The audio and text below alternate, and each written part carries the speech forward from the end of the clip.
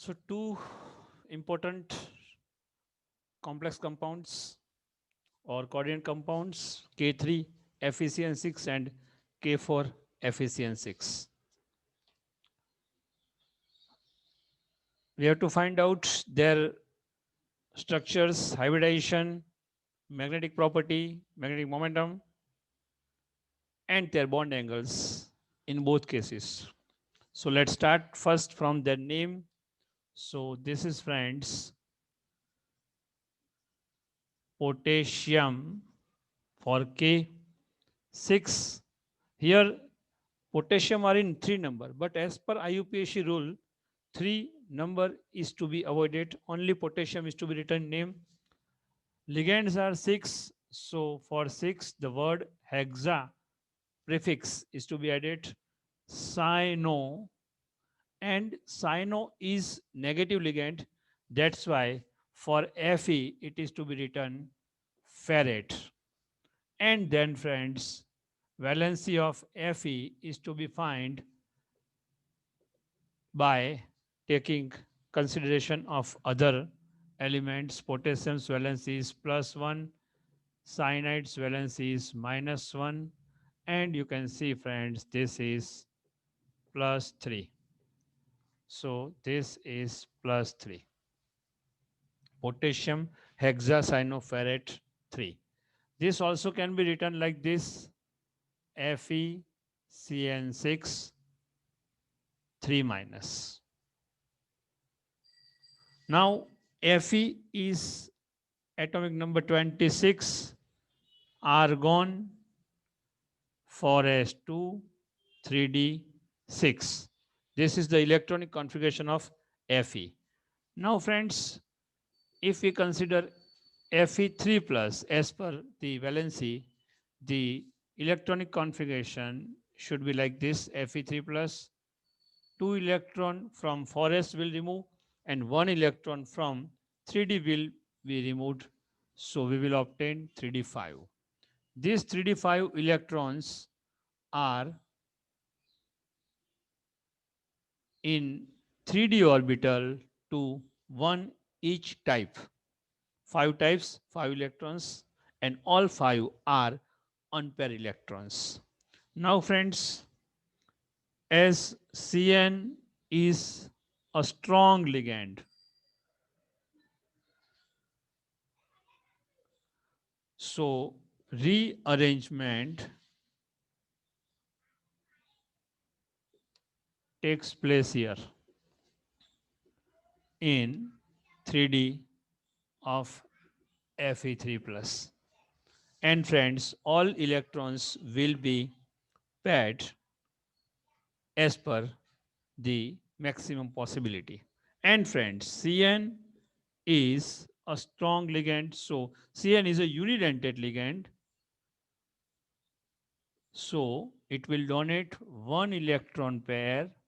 So 6Cn will donate 6 electron pairs. And the formation of FeCN6 3 minus, it is to be mentioned, argon. This is 3d, 1, 2, 3, 4, 5. This is 1, 2, 3, 4, and 5. These 5 electrons are rearranged from this. Total, this is odd number. And that's why total 5 electrons, 4 electrons will be in pair, 1 electron left over here. Then after friends, this is 4s orbital, and then last one is 4p orbital. What happens here? Now total 6Cn will donate 6 electron pair. This is the first electron pair donated by Cn. This is second one. This is third, fourth, fifth, and this is sixth electron pair donated here. As you can see here, d orbitals 2 times, s orbital 1 type, and p orbital 3 times. So total D2sp3 hybridization takes place here. D2sp3. Number of orbitals are used or taking part in the hybridization, it is to be mentioned here. So D2sp3 hybridization takes place. That's why its shape is octahedral. And friends, bond angle is 90 degree. So these two important things are there. Now let's check its magnetic momentum. You can see one unpaired electron is present, one unpaired electron present, and that's why n is equal to 1.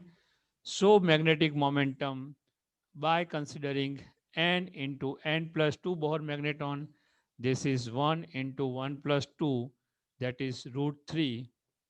Right, friends? Root 3 is 1.73 Bohr magneton. This is magnetic momentum. It is known as, friends, paramagnetic. This is called property. This is the value of magnetic momentum. And if you want to write the shape, draw the shape, in that case, it is Fe 4Cn will be arranged to the four sides of the central atom is Fe, and this is fifth Cn, this is sixth Cn, and friends, here 3 minus total can be written. So this is octahedral shape and paramagnetic. Now next, same or similar type you can see is K4FeCN6. It is once again potassium hexacyanoferrate. But here the valency of Fe is 4K plus Fe plus 6Cn is equal to 0. 4 plus 1 Fe 6, this is minus 1. Therefore, Fe is equal to plus 2, friends, and that's why it is to be written Fe plus 2. This is minus 6 going to right side, plus 6 plus 4 going to right side, minus 4. So friends, this can be written like this: Fe Cn6, this is 4 minus. As this is 3 minus, here is it is 4 minus. This is the little difference between both. Now friends, once again Fe number 26, it's argon 4s2 3d6. It's Fe 2 plus. So friends, argon 4s0 3d6. These 6 electrons are arranged into d orbital, in which one is paired and 4 is unpaired. Now friends, Cn is strong ligand, and so rearrangement Fe3 plus is to be written argon 4s0. This is 3d, 1 2 3 4 5, 1 2 3 4 and 5 6. You can see this 2 is here. This 2 electron will be paired to second number, and this 2 electron will come here. So total 2 d orbitals are now available for to accept the electron pairs from the ligand Cn. So now friends, total 6 Cn can donate 6 electron pairs to Fe3 plus to form a complex compound. And we get the structure FeCN6 4 minus, in which argon is here. Then friends, 3D 1 2 3 4 and 5, 1 2 3 4 5. This is 3D. Then friends, 4s and then 4p. Total 6 electrons were already present of Fe. Now starting to donate electron pairs from Cn. This is first Cn, second Cn electron pair, third will go to 4s, fourth will go to friends 4p, fifth will go to 4p, and this is sixth from 4p. So total 6 electron pairs. You can see this is D2, this is S, and this is P3. Once again, hybridization is same. Here is also D2sp3, friends, and Here is also D2sp3. So both have D2sp3 hybridization. In that case, both have friends octahedral shape and friends 90-degree bond angle. But the most important thing here is magnetic property. So you can see here all the electrons are paired, right? You can see all electrons are paired. So this is called friends para, diamagnetic, diamagnetic, and that's why friends n is equal to 0, so mu is equal to 0. So this is the most important difference between K4 Fe6 and K3 Fe6. Or all other things in both cases are same, even though we will find the same structure like this Fe6 3 minus, here it will be 4 minus.